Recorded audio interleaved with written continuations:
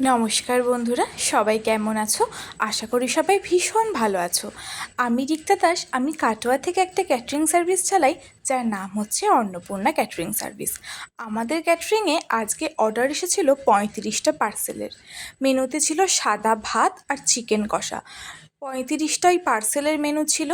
দাঁইহাট থেকে অনন্যা তার জন্মদিন উপলক্ষে কাটোয়া স্টেশনের দুস্থ মানুষদেরকে খাবার দেবে বলে এই অর্ডারটা করেছিল। তোমরাও যারা নিজেদের জন্মদিন বা বিয়ে বা বিবাহবার্ষিকীতে চাইছো গরিব দুস্থ মানুষদের কম বাজেটের মধ্যে কিছু খাওয়াতে, তাহলে অবশ্যই আমাদের ক্যাটারিং সার্ভিসের সঙ্গে যোগাযোগ করো। আমরা ভীষণ রিজনেবল প্রাইসে এই কম্বোগুলো করে থাকি। তো যারা যারা অর্ডার দেবে ভাবছো, অবশ্যই স্ক্রিনে দেওয়া নাম্বারে আমাদের সাথে কন্ট্যাক্ট করে নিও। আর আজকের রান্নাগুলো কেমন হয়েছে অবশ্যই কিন্তু জানাতে ভুলো না।